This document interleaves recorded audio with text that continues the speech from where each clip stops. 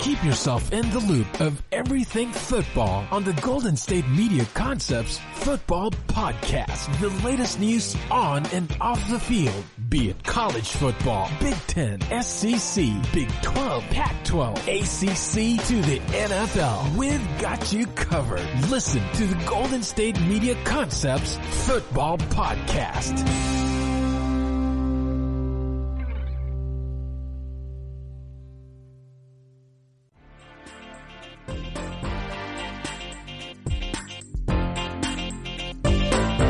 Welcome into the GSMC Football Podcast, right here at the GSMC Podcast Network.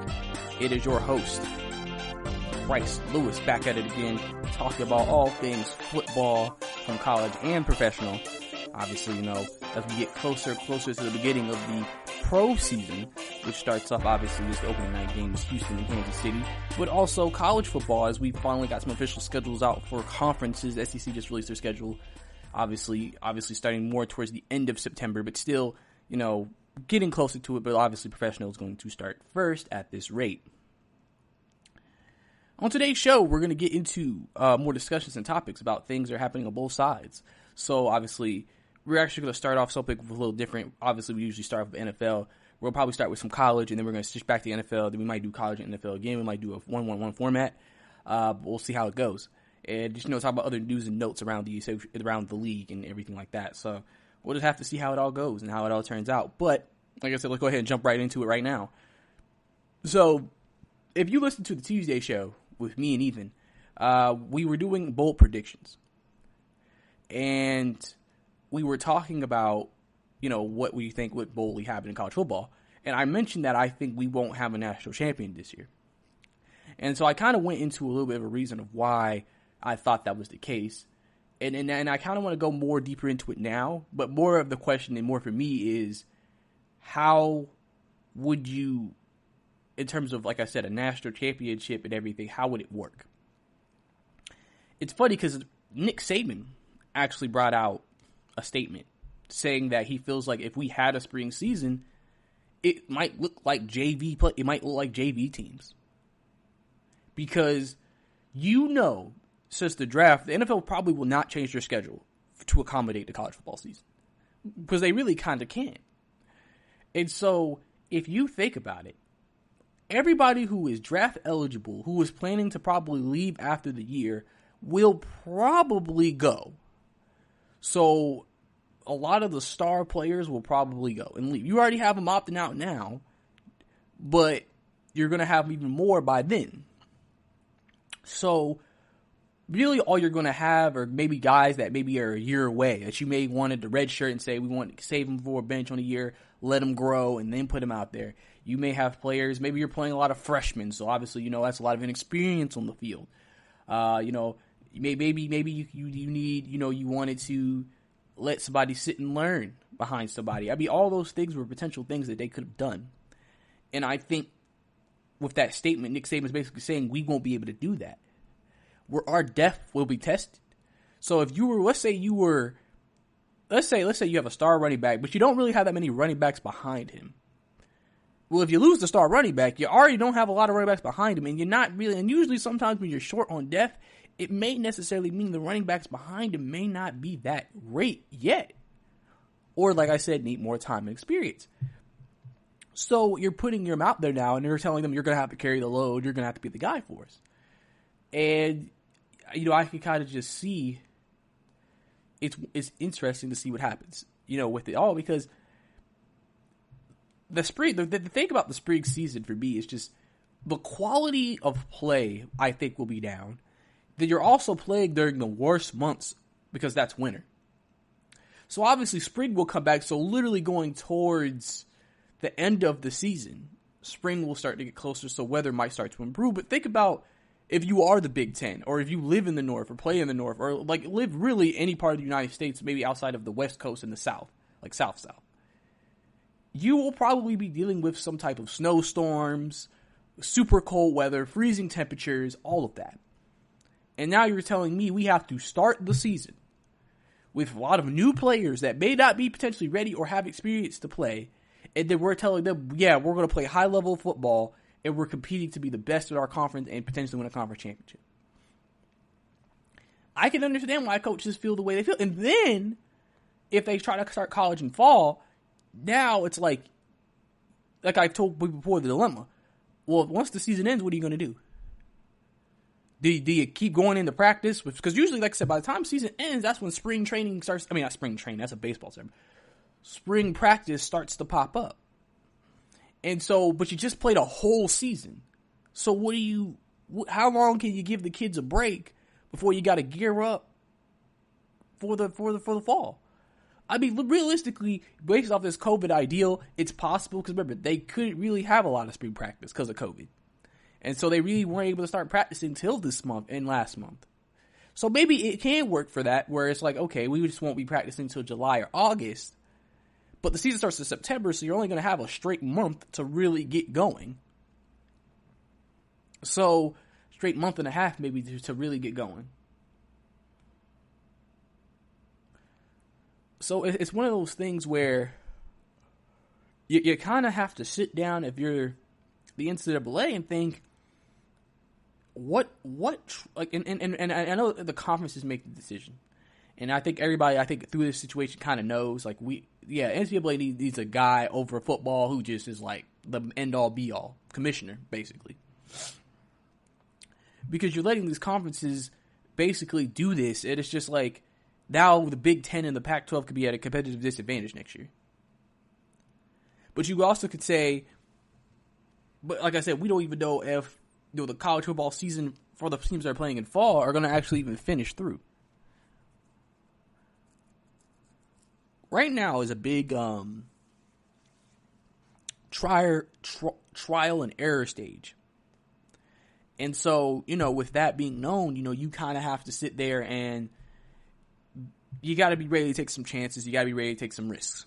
I mean, I think that's something that is just known. Got to take some chances. Got to take some risks. And so, if you really want to get into it, and you really want things to go well, you have to start to be more open about it. You have to be more excited about it if you're going to really get yourself into it. Like I said, you got Justin Fields out here petitioning to play because of his argument of the construction. If we're talking about players in general, why players may want to play. Because like they say, if you play the season, you do class, which probably will be virtual, you do practice, you can be monitored by coaches, because you don't think coaches are going to be sitting here telling players, listen, we're taking a chance with this season. Please don't mess this up. I understand that you want to party. I understand that you want to be able to still have that same social life. I'm not saying you can't hang out with anybody, but please don't do anything reckless that could affect us as the team. And you will be monitored. We will check to see where you are at most times. You don't know. Some coaches might have it in where you literally will always have a coach somewhere around campus just in case you try to do something and try to figure out where you're going. You don't know what every coach is going to do. They're probably going to shut their own rooms with that.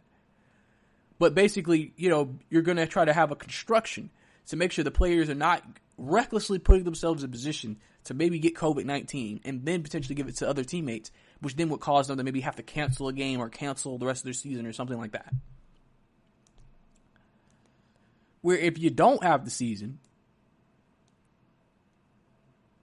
the players, even though they're not playing, there's no restrictions probably. I mean, you as a coach, what are you monitoring me for? We have no games to play. So it's like the players kind of have that freedom, but at the same time, they're not able to play football. But increases the chances for them to maybe get infected. So it's kind of one of those things where you kind of have to see how things go, to me. You kind of have to see how things could actually turn out. Which also leads me to my next point about the whole national championship. To me, the national championship is pending. And I just don't think you can have a playoff if you don't have all 5 Power 5 conferences. Because like I said, we don't really still know what all the Group of 5 conferences are going to do. But the Power 5 conferences, you only got 3 conferences playing. Do you really want to try to run a whole tournament playoff with only 3 conferences eligible? Really? Realistically? Because you know they don't take Group of 5 that seriously. Or is there even going to be bowl games? If you're not going to have bowl games, to me, I feel like, what's the point of the playoff? You're crowning a national champion, but 2 out of the 5 of the major conferences didn't even play. So we don't know if whoever wins, because there'll always be an asterisk by it. You don't know if the team who wins actually was the best team. Because we didn't see Ohio State. We didn't see Michigan. We didn't see Oregon. We didn't see any of those teams. So how can we sit here and say they are the best team? You can sit here and maybe make assumptions, but we won't truly know till it was played. So how could you crown a national championship? Because then it just feels like it's not a real national championship. It just feels like, and then if you're going to have another season on top, I mean, at that point, I'm assuming if you play the spring semester, all you're going to be crowning is a conference champion. We're going to play our regular season, then we're going to play our Pac-12 and Big Ten championship games, and that's it. Not a bowl game, not a national championship, not nothing, just that. I mean, it's just kind of like, is it worth it? Because obviously players are like, you got to give me something to play for. If players ain't, because think about it, if they announce there will be no national championship this year, trust me, a lot of players are going to opt out. Because it's just like, again, especially guys who are going to the draft, because it's just like, listen, I may have came back to school, I may have stayed this year in college to compete for a national championship because I feel like our team could do it. But then you're telling me there's no national championship to play for. So why am I here? What's the point? Like, Trevor Lawrence says he's committed because he's still under the impression there will be a national championship game. Because, of course, he wants to avenge his performance that he had against LSU. But what if there is no national championship? And you're basically just playing for an ACC championship game. He could still do it, but it's just like, is it worth it? You know what I'm saying? Like, a lot of players may just feel like, why put myself at risk if what we usually play for that motivates us at the beginning of the season isn't even there to be played for? How can we expect to want to put forth that type of effort if we know what we're trying to go after isn't going to even be there for us to take? And that's going to be the biggest thing they have to figure out, and they have to decide what they want to do. Because the NCAA has put themselves in this position. The conferences have put themselves in this position. They need to have a person who is over all of the conferences, because you don't need stuff like this happening. The issue is that you're putting yourself in these positions and spots, and it's like, you don't actually have to put yourself in this position or spot. You do realize that, right? I always tell people, don't make things harder than they need to be. You gotta have good communication. And that's one thing that the football subdivision, Division I, FBS, does not have. Their communication is not good, which is why there's a lot of flaws and holes in some of the plans they're trying to create. There's so much uncertainty. There's so much unknown. Because there's not a consistent communication where you have that one person you go to communicate, he hears everybody, then he makes a decision. It's, well, we're going to do this, but we're going to do this, and we're going to do this, and we're going to do this. Everybody's doing their own thing. So, to me, like I said, you're putting yourself in a very tough position. A super tough position, in my opinion, that you kind of got to work on. So we'll have to kind of see how it all turns out. We'll have to kind of see how it all works out, really. That's all the time we have here for this segment. Coming up next, we're going to talk about more football news and discussion right here on the podcast. Listen up, sports bettors. This is Brice, here to tell you about my favorite sports book, and that's BetUS. Football, basketball, and baseball are all back, and that means it's time to get down your bets. I only endorse one sports book, and that's BetUS.com. Why, you ask?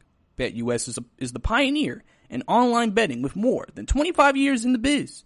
You need a sports book with integrity and longevity, and you need to know that you're going to get paid. You need a sports book that's going to offer everything, including live betting, MMA, golf, horses, esports, entertainment, and all kinds of crazy prop bets and futures. Call today at 1-800-MyBetUS. That's 1-800-MyBetUS, and they will talk you through getting started. Nobody in the industry gives bigger bonuses than BetUS. Join now, mention GSMC, and you can get up to 150% in bonuses on your first deposit. Nobody beats that. I bet at BetUS, and so should you. Join BetUS today. That's betus.com or call 1-800-MyBetUS. Mention GSMC to get 150 in bonuses on your first deposit. Are you looking for help for your fantasy football team? Check out the GSMC Fantasy Football Podcast. Get today's best advice on who to start, who to sit, even who you should draft. From sleeper picks to red hot lineups, they got it all covered for you. That's GSMCpodcast.com/fantasy-football-podcast. We'll cover traditional leagues, dynasty, PPR, even IDP leagues. When you need fantasy help, there's just one show to hit up. Don't forget to like them on Facebook and follow them on Twitter. Visit GSMCpodcast.com for more info.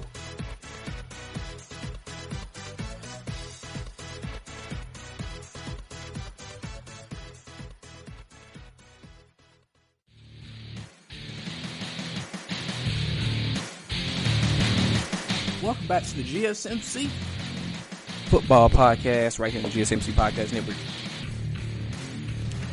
Last segment we discussed college. Because obviously I discussed a lot of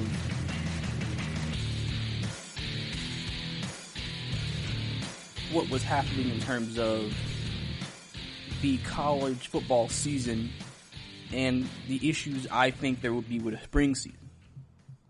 How I think a spring season wouldn't necessarily be the smartest decision based off everything we know. Based off just it puts too much things in uncertainty, and it's not good that all five conferences can come to an agreement on a certain thing, and that way if they really wanted to crown a national championship and keep things as normal as possible, they could, where if you switch everything around, everybody's making their own decisions, that might not even happen.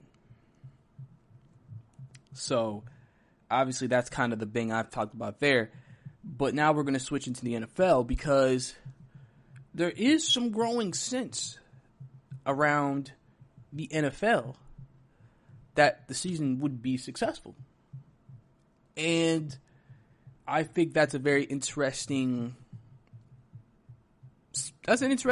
viewpoint. Because a lot of people actually view the NFL as also, with no bubble, like, can it work? You're telling them they have to travel and everything. It kind of goes back a little bit where some people may ask, well, you know how you talked about college football and their schedule and their construction. Wouldn't that work for the NFL? And I said to myself, I was like, no, because you have to understand, those are college kids. You know where the college kids are going to be. They're going to be around campus. NFL players, first, they're getting paid millions. Second, they may have multiple houses. Third, families, all that. It's a little different. You can't tell a man that you're paying $40 million to, you can't do something. It just don't work. And honestly, listen, it's expected that there's going to be COVID cases. There's just no way you're going to have a 100% never get a COVID case thing going. You know, if we're just being realistic here. So, the NFL has confidence, though, that the season will work out fine. And I think the reason why there's a confidence there is because they look at everything, they think, okay, so if we think about this in grand retrospect, we as a team, or we as a league, understand, hey, yeah, COVID cases are going to happen. But it's all about the limiting of it. That's why there needs to be a lot of testing. Because if we can get them quickly, we can isolate them quickly. That way, hopefully, it doesn't spread to the rest of the team, and then we can still be able to play games on Sunday. Because, like I said, the only thing that could potentially be bad is if 10, 15 players got COVID on a team. Because usually that probably means they have to cancel a game. Because one team won't have enough players. Realistically. And NFL thinks they can slow that down. Plus, also, there's stars in the league. Obviously, if the stars don't get COVID, that'll also help as well. Like right now, I think during the perception is that during the Labuda, training camp, practices, everything, the offseason, it's not as constructed because of COVID, because you're having to adjust. But when the season comes, you would sit here and think with your players, and I'm sure every coach is going to talk to their players about this. You know what's on the line. You know what's at stake. We got practice. We got film. We got training. We have games. We have to travel. You know what's out there. It's kind of interesting because I actually went to my old alma mater this past weekend, University of West Georgia, and they're canceling. They postponed their season. But I talked to one of the professors there, and he told me, honestly, it depends on the students if we get through this semester. And I honestly, with every sport, that's what it remotely comes down to. The players. For the NFL, it comes down to the players. You know the circumstances. We have put things in place to protect you. If you go outside of what we do to protect you and get COVID, then it's you. You're the problem. You're reckless. That's why blame will be put on you, especially if it gets out what you did. It's one thing if you had to go pick up medicine for your grandma or something. I mean, sure, listen, there's going to be people who still can sit here and make an excuse and say, yo, you have somebody else doing it. But people are, for the most part, go hear that and think, okay, I understand that. And then obviously, maybe the pharmacist, maybe somebody touched something that you touched that had COVID, and that's why you got it, right? But if it's like with the baseball players, and they was like, oh, they went to casinos and stuff, it's just like, what are you doing to go into a casino? You see what I'm saying? Like, I don't know if I'm explaining this the best, but like what I'm basically trying to say is like, if the players stay within the lines, when what I mean by that is stay within the boundaries set by the league, even though they're not forced to, it's the safest alternative. It will protect them and their families and give them the ability to get through the season successfully, then that's what they got to do. Because like I said, you have no preseason. So in terms of all the traveling and everything, it won't start till the games start. If you can limit them and limit all the contact they have with people, it works. Because the NFL needs the season to go through, clearly. We still have teams trying to figure out how they want to do their stadiums. We know Miami's going to try to have some fans. We got the report that Arrowhead Stadium, I think they said, will be filled up to, I want to say, 12% capacity. I might be wrong. It could be 22%, but I want to say they said 12% capacity or 13% capacity for the opening game against the Houston Texans. New England talked to their advisory, and they said they're not going to have any games in September, but we will still prepare to have them October, November. And so it's one of those things where it's just like,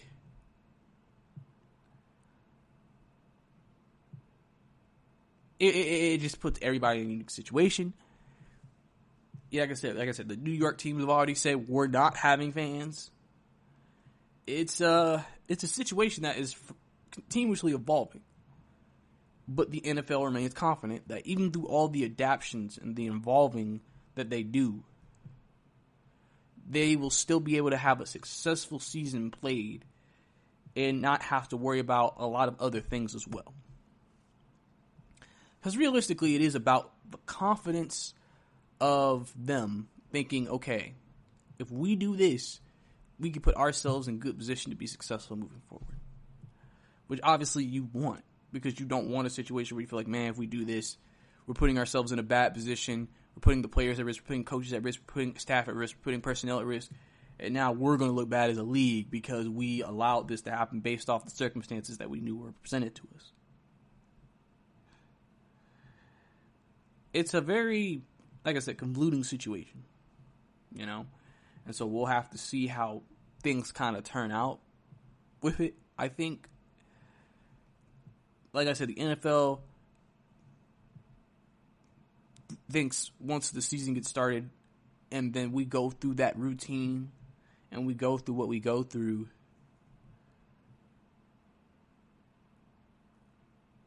we'll be able to get through it. We'll be able to get through everything that has happened and everything that is going on. So that's going to be the big thing moving forward. Not even sure if that was the greatest explanation of what I was just trying to say, and I was kind of all over the place, but, you know, sometimes it be like that sometimes, you know, you got scrambled thoughts, but you're trying to get thoughts out, and hopefully, you know, I don't know, maybe you could look at it as a puzzle piece and putting it together, so, you know, we'll have to see what happens with that, but we're also going to say in this segment, we're going to go into a couple of segments, a couple of news notes around the league. So Dalvin Cook, obviously we know about Dalvin Cook's situation. He wanted a new contract restructure, contract deal extension with Minnesota. There was discussions he might not even show up at training camp. Dalvin Cook later showed up at training camp and said he was never not going to show up at training camp. But there were contract negotiations.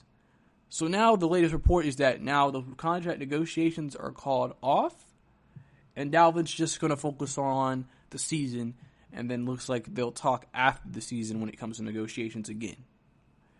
He's just like, listen, I'm going to go ahead, focus on week 1, get myself ready, because I can't allow myself to be disgruntled or be off guard. I think also he's looked at some of the situations with previous running backs with contracts, Le'Veon and Melvin, and said, I don't want to be put in those same situations or in that same situation. So I need to make sure that I go out there and make sure I'm at the top of my game. Because if I'm at the top of my game, it'll put me in position to then be successful. So obviously that's going to be his thing moving forward, I think. You know, I think it's a smart decision on his end to do this. Like I said, with everything going on right now, sometimes holding out during this isn't necessarily the best. And I'm sure he wants to get paid, but he also understands, listen, if I go out there, ball again for another season, realistically, if they don't pay me, they're going to be looked at as the bad side in this negotiation, because everybody's going to be like, you're not paying your all-pro running back the money he wants, and you're willing to just sit there and have him maybe be disgruntled potentially. And then there's also a player who actually is disgruntled. Melvin Ingram of the San Diego Chargers, Pro Bowl end, is not happy in LA. And he actually is looking for a potential trade and wanting to maybe get out of LA with the Chargers. So obviously that could mean, could he be on the trading block? I think a lot of teams would be interested. Obviously he's a linebacker who does a 3-4. So I don't know if teams who are 4-3 defenses would want to trade for him, because it's just like, well, how would you play him? Are you just going to play him as straight a defensive end, or would you play him as a linebacker? You know? But I know 3-4 teams may definitely be interested in him because he can get after the passer. You can never have, like they always say, you can never have enough pass rushers. on your team. And also it depends on how much the Chargers want in return, clearly, because you don't want to give up too much, especially, this season going forth. So, we'll have to keep an eye out for it and see what they decide to do potentially. But yeah, so I'm sure a lot of people will be interested in potentially picking up a guy like Melvin Ingram to add to their front seven and get after the passer. Well, that's all the time we have here for this segment. Coming up next, we're going to get into more football discussion right here on the podcast. Check out the show that's built on the MMA. From the UFC to extreme cage fighting, they got the fights covered. Check out the GSMC MMA podcast. Get the latest news on past or upcoming fights. Join us as we talk to and about some of the biggest names in the MMA, past, present, and future. When it's the fight game, there's just one show to check out. GSMCpodcast.com/MMA-podcast. Don't forget to like them on Facebook and follow them on Twitter. Visit GSMCpodcast.com for more info.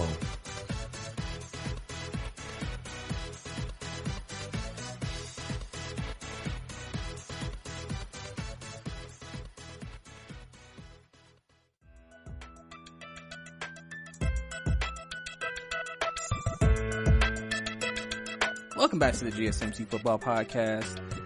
Last segment, we broke down the NFL season. Basically, the confidence in the season, potentially why there's confidence in the season, and things that, just all the challenges and dilemmas and the different thoughts and processes that go into determining if the season could go on as planned. So we discussed that. We also talked about Dalvin Cook, talking about he's not going to worry about his contract anymore. He's called off contract talks, and he's just going to focus on the season and playing in week 1, as he wants to just remain focused on what's coming up during this time of uncertainty. And then we're talking about Melvin Ingram, who he basically is very frustrated with his contract right now and has asked potentially to maybe leave the Chargers since his contract has not been up to his par or where he wants it to be. So obviously you never know who could maybe go after him, as anybody and everybody could use a pass rusher. Now we're going to get to some more news and notes around the league. So we're going to talk about something we've talked about a lot in this podcast. Jadeveon Clowney. Obviously, it feels like there's new news on him every week, it feels like.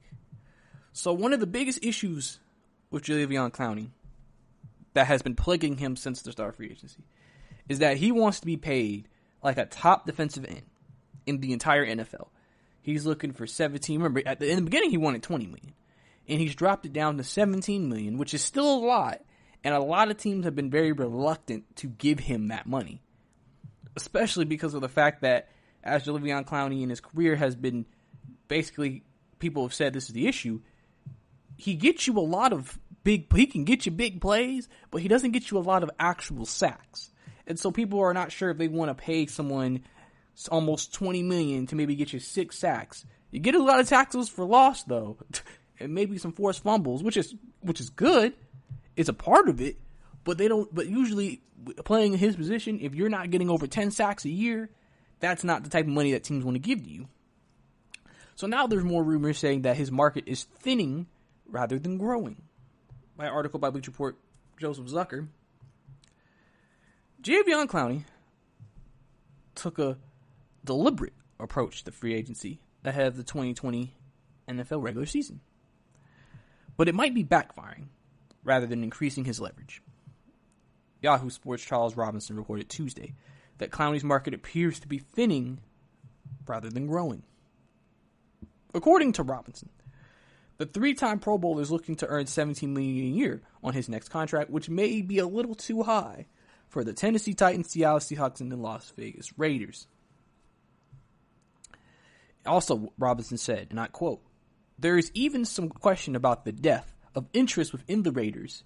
As one familiar source with the organization said, there is a varied appetite for Clowney pursuit, depending on whether you're speaking to head coach John Gruden or general manager Mike Mayock. The source says Mayock appears to be squarely in the same price point camp as Titans and the Seattle Seahawks. The fact that no team was willing to meet Clowney's asking price earlier in the offseason wasn't a big surprise. He underwent core muscle surgery, and COVID-19 restrictions meant teams couldn't invite free agents to their facilities for workouts and physicals. Clowney's gambit made sense because his chances of landing a big contract would seemingly improve once those restrictions were lifted and teams would be faced with injuries that are more inevitable in training camp.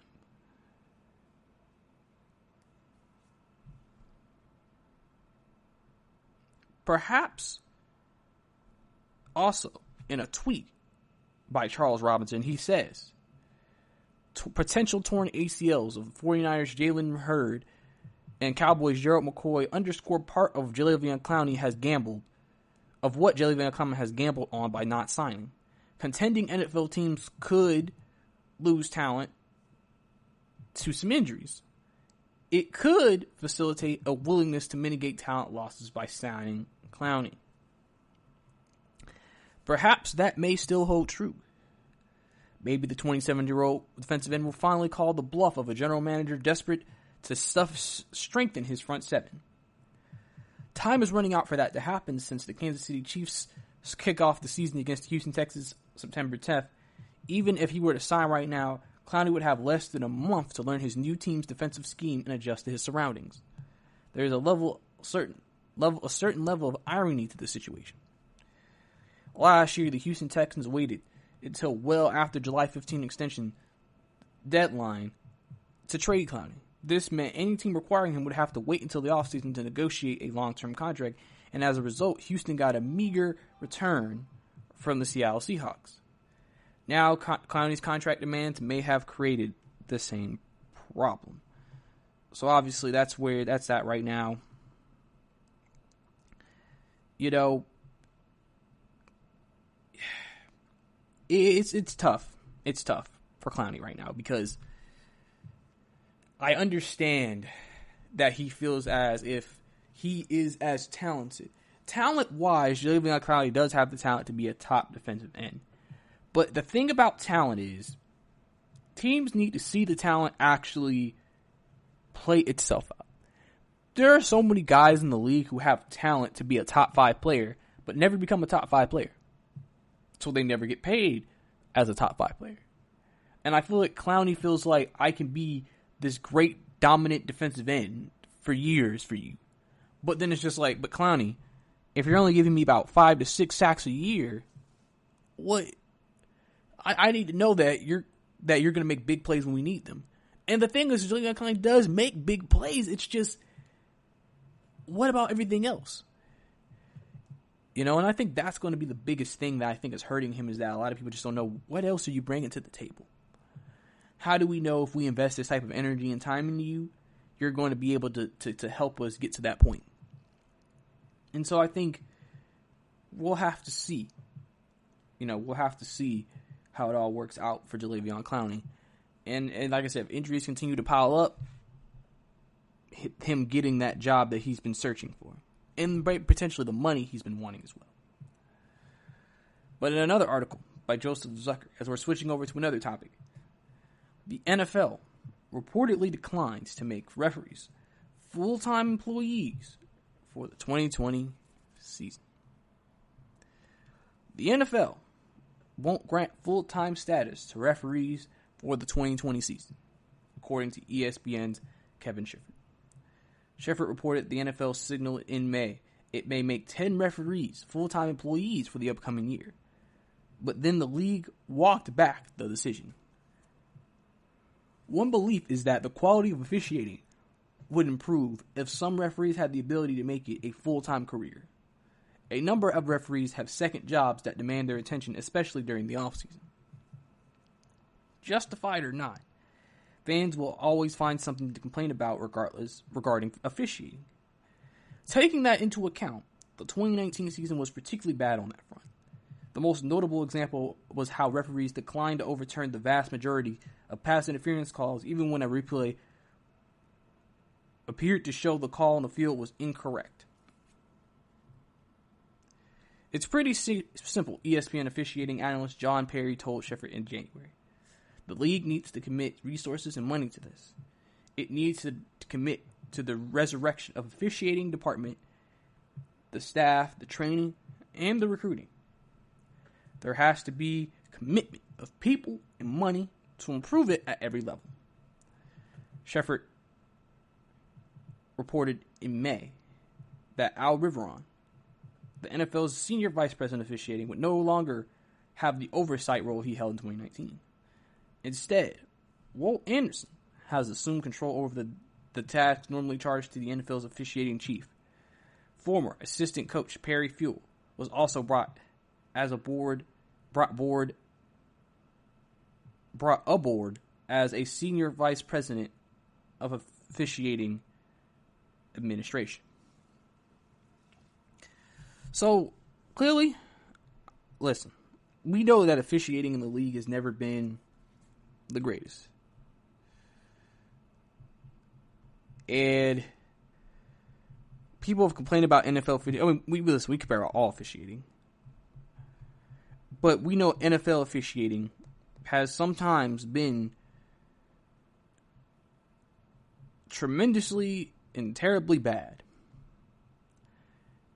And so we've been needing to fix this. And obviously a start would be going ahead and making some referees full-time, so that way they can get the full-time on-the-job training on their job so they can officiate better to make more accurate calls, and that way those issues that have been lingering won't linger.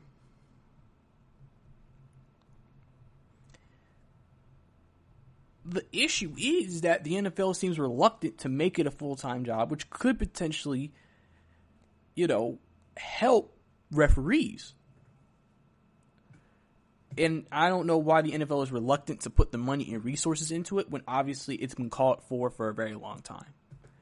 I don't know why you wouldn't want to, but I mean, I guess we don't know what they're thinking. I mean, maybe they feel like that it's that maybe they just don't know they want to make referees full time. I don't know, but I think everybody would rather them be full time, because if we can get more accurate calls and more, because it feels like sometimes officials get mixed up, and you just feel like, why are y'all getting mixed up? And I think that's kind of one of the biggest things.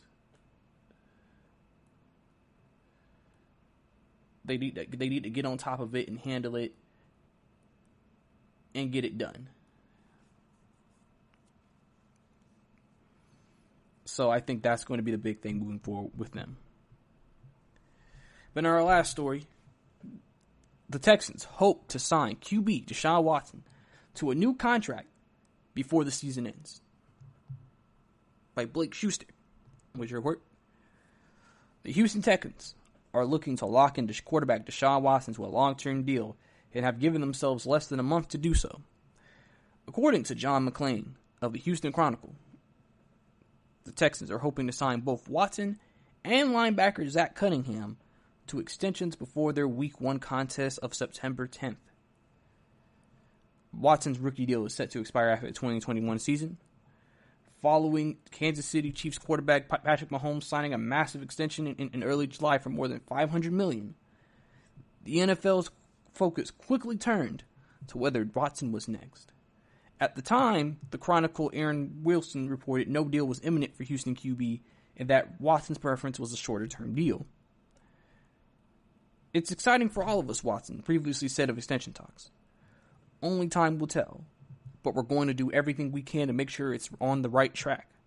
We're going to win a lot of games and championships while we continue to figure out what that business side to. The number 12 overall pick in 2017 has earned 2 Pro Bowl nods and led the Texans to an AFC South title each of the past 2 years. He also passed for over 9,000 yards, 71 touchdowns, and 29 interceptions while rushing for over 1,000 yards and 14 scores since entering the league. Spot Track market value tool predicts that he could sign for 5 years, $197 million, or the equivalent of $39.6 million per year, giving him the second highest average salary behind Mahomes. So, listen, I'll say this to you. If you're the Houston Texans, get Deshaun signed. Don't linger it. Don't say you're gonna sign him, but don't sign him. Sign this man. Sign this man. Because without him, y'all know y'all wouldn't be where y'all are right now. And I think everybody knows that. But that's all the time we have here for this segment. Coming up next, we're going to get more into more football discussion right here on the podcast. Check out the show built around the women of MMA. From the UFC to the extreme cage fighting, we got the fights covered. Listen. It's the Golden State Media Concepts Women's MMA Podcast. The latest news of upcoming fights, discussions of previous matches. Join us as we talk to and about the biggest names in women's mixed martial arts. Past, present, and future. When it's the women's fight game, you know where to listen to. The Golden State Media Concepts Women's MMA Podcast.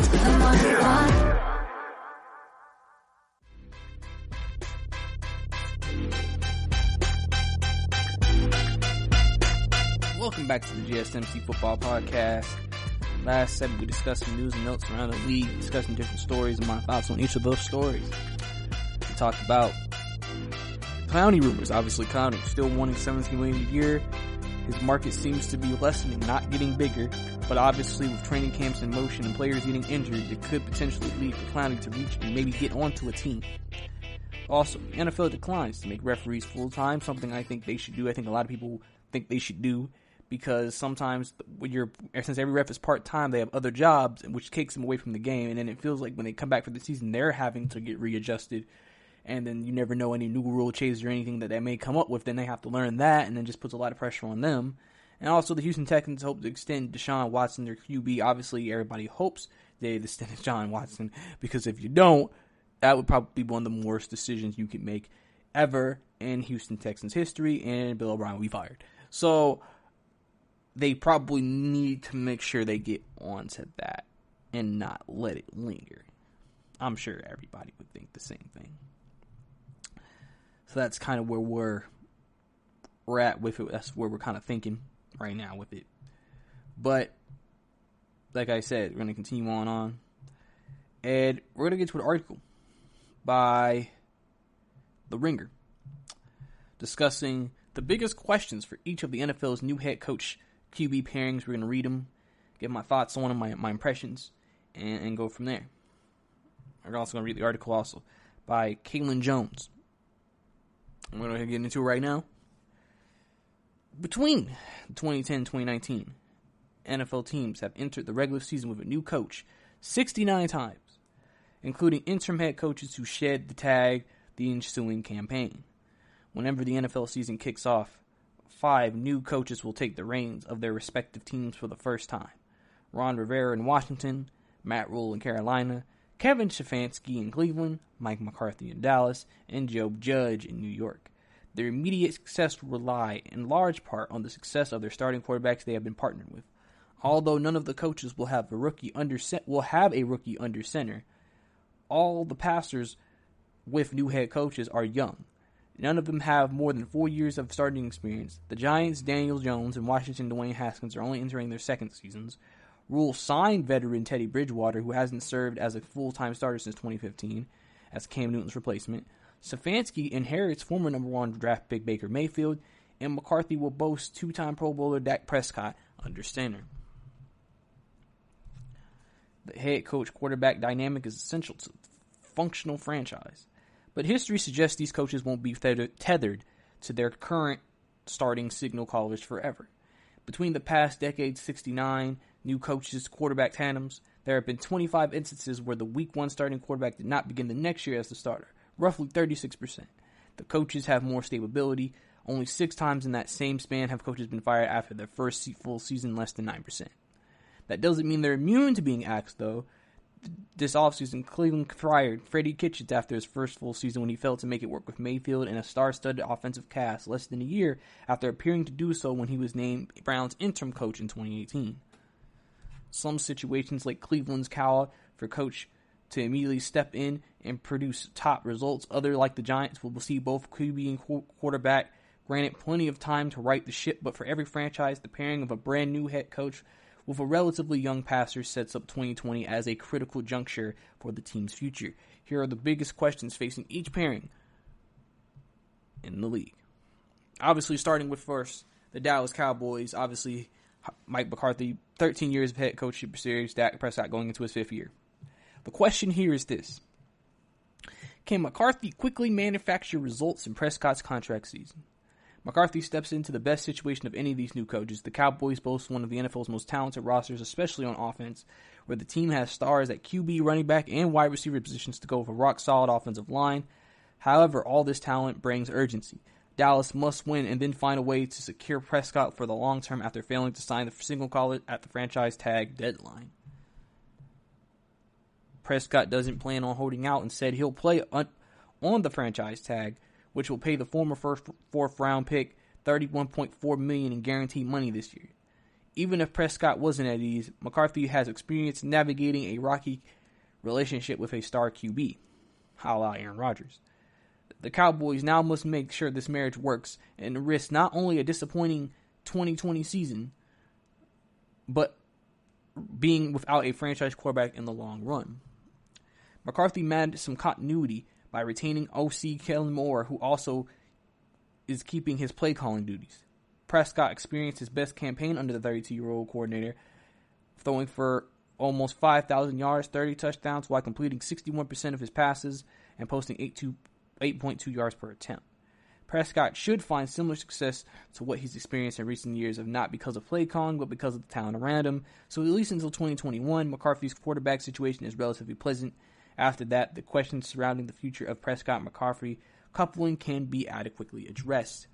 Obviously, in my opinion, in this situation, I think McCarthy, he understands the situation. He's an offensive guy. So this is his chance to really make sure that if Prescott puts up big numbers, this is only helping Prescott. But you would also assume with the Cowboys roster, it'll only help the Cowboys, and that'll help them win games and be able to potentially get into the playoffs. If they make the playoffs and Dak Prescott has a big season, in my opinion, I think this is going to bode well for all those questions that are being asked here. I think, but the thing about him, he's a veteran head coach. Like I said, he's worked with Aaron Rodgers, and I think he understands, listen, this is Dallas. This isn't Green Bay. This is big time. This is the star on the helmet. I can't just ease into this. I got to go hard. I got to go fast, and we got to hope for the best. So we'll have to see how it all turns out with McCarthy and Prescott this season. The next one is the Carolina Panthers head coach Matt Rule, first year in the NFL, and Teddy Bridgewater in his 7th year. The question here is, can Rule and Bridgewater produce instant fireworks? No one expected Carolina to snap up Rule from Baylor on an eye-popping 7-year, $60 million deal.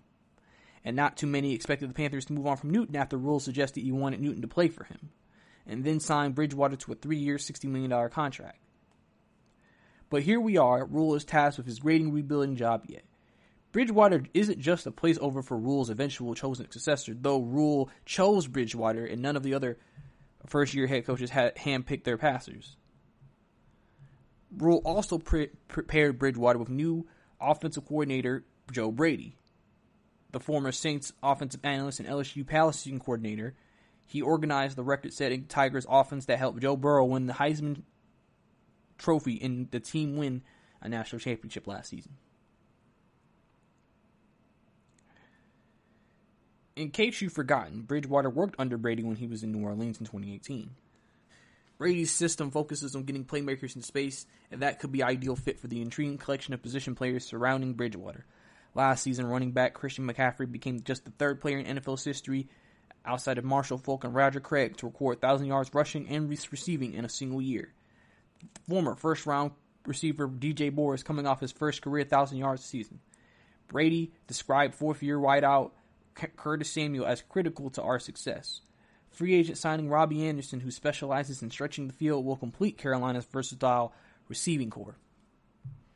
Bridgewater wasn't aggressive pushing the ball downfield during his 9 appearances, 5 starts for the Saints in 2019, but that shouldn't worry the Panthers. Brady's passing game is predicted on a surgical efficiency. Bridgewater's 5.7 per catch completion would have ranked in the top 10 amongst qualified NFL passers last year, suggesting he He was adept to finding his playmakers in space. It's exactly what Brady wants. Rule plucked the sought-after assistant to direct his offense in Bridgewater to execute it. Rule's lengthy contract may imply he's not expected to see early positive results, but his decision to sign Bridgewater and hire Brady might produce offensive fireworks anyway. In this situation, I think, Carolina's a very interesting team to me.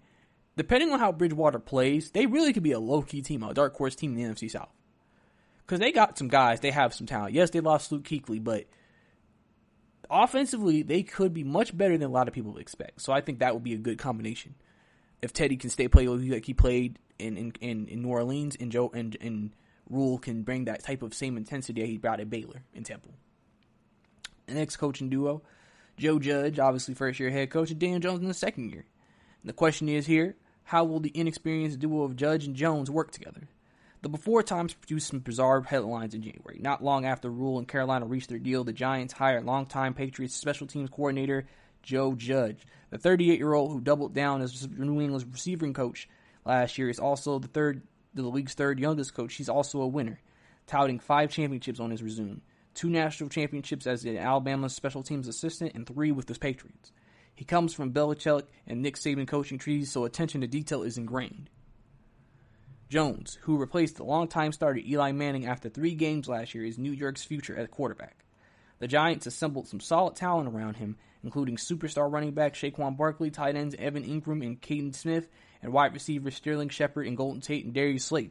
The group did perform well in 2019, in part because of injuries. Ingram landed on injured reserve with a mild foot sprain, Shepard battled concussions, and Barkley was hampered by an early season ankle injury. But a return to health combined with the hiring of OC Jason Garrett, the Cowboys' former offensive coordinator, could lead to some results. Last year, Garrett helped Dallas' offense finish second in Football Outsiders' offensive DVOA, first in net yards and attempt and rushing yards per attempt as well. So we'll have to see how it looks out for them. I think Daniel Jones could have a big year potentially if Joe Judge really actually does work out and surprises a lot of people around the league. In the Cleveland Browns situation, obviously Kevin Stefanski, first year as a head coach, Baker Mayfield, third year in the league. And the question here is, can Stefanski revive Mayfield? 3 seasons, 3 coaching regimes for Mayfield, that's not ideal for any quarterback's development. Last season, despite the luxury of elite talent surrounding him, Mayfield was ineffective. Whatever magic touch Freddie Kitchens unearthed at the end of the 2018 season did not translate to 2019, and virtually all of Mayfield's efficiency numbers sank. Enter Stefanski, another 38-year-old assistant turned head coach, who arrives from the Minnesota Vikings. Stefanski has experience helping quarterbacks unlock their best form with Minnesota. He directed Case Keenum, a Case Keenum-led offense, to success in 2017. Keenum's lone season under Stefanski, he posted a 72.8 adjusted QBR, second best in the league, maximizing a dynamic passing attack featuring Stephon Diggs and Adam Thielen on the outside. The Vikings finished third in offensive efficiency that season and 5th in offensive efficiency in DVOA. Keenan hasn't since near the production he amassed that season. Across the 2 years, Minnesota Kirk Cousins is ranked 2nd and 4th in completion percentage and 10th among passers. So obviously Cousins' numbers has also been great as well. Mayfield was ranked as one of the most aggressive passers in 2019, according to Football Outsiders. He finished 5th in deep ball accuracy, throwing accurate passes on 32 of 58 attempts that travel at least 21 yards downfield. Cousins posted similar numbers in Stefanski's scheme in Minnesota, completing 29 of 58 attempts. That suggests Mayfield will have the opportunity to push the ball down the field. Mayfield should also get the chance to thrive off Stefanski's play-action-heavy system, which benefited Cousins, who finished 6th among passers in completion rate on play-action passes. Incorporating more play-action could be a big step towards maximizing Mayfield and the treasure trove of skill talent that Cleveland holds. And then the last person we're going to get into is the Washington Redskins, with Ron Rivera 9 years of experience with Dwayne Haskins in his second year. The question here is, can Rivera make Haskins' disappointing record season just an anomaly? Rivera inherited the most inexperienced passer of the new coaches. Haskins, the 2019 number 15 pick, took over midway through the last season, but initially lacked the part while producing a 2-5 record and 59% completion rate across 7 starts. Rams QB Jared Goff serves as the most recent and somewhat rare example of a top pick bouncing back from an awful rookie campaign to a Pro Bowl caliber status thanks to coaching change, but Goff took cues from coach Sean McVay, former OC Matt LaFleur, now the Packers head coach, and QB coach Greg Olson, who is now the Raiders OC. Haskins is going from Jay Gruden and former OC Kevin O'Connell, now the Rams OC, to Rivera's staff, which features OC Sax Turner and new quarterbacks coach Ken Sapeese. Most don't consider Haskins' new situation to be as promising as golf's ending up being. Turner and the Panthers' former OC holds experience molding passers. He had some success with Teddy Bridgewater. Also, he's just also worked around Rivera for multiple years. He also helped Sam Bradford set an NFL record in completion percentage in 2018. 2016. But in 2018, Turner served under Rivera as Carolina QB's head coach and helped Cam Newton register a franchise-best 67.9 completion percentage and average 7.2 yards attempt. So hopefully Haskins flashed some positives throughout his final stretch of the rookie year, and that perhaps warrants optimism as he works under Rivera's regime. And we'll have to see what happens with that. Haskins is under a lot of pressure. Some people, listen, we've tried it multiple times. Ethan doesn't even think he should be playing this year. But we'll have to see what Haskins can do, because this is big for him moving forward, and we'll have to see if things can work out for him. Well, that's all the time we have here on the GSMC Football Podcast. Thank you for tuning in. Thank you for letting me be part of your day once again. Don't forget to leave us a review, follow us, all of that. Also, don't forget to follow us on social media as well. So this is your host, Brice, signing out, saying have a good day. You've been listening to the Golden State Media Concepts Football Podcast, part of the Golden State Media Concepts Podcast Network. You can find this show and others like it at www.gsmcpodcast.com. Download our podcast on iTunes, Stitcher, SoundCloud, and Google Play. Just type in GSMC to find all the shows from the Golden State Media Concepts Podcast Network, from movies to music, from sports to entertainment, and even weird news. You can also follow us on Twitter and on Facebook. Thank you, and we hope you have enjoyed today's program.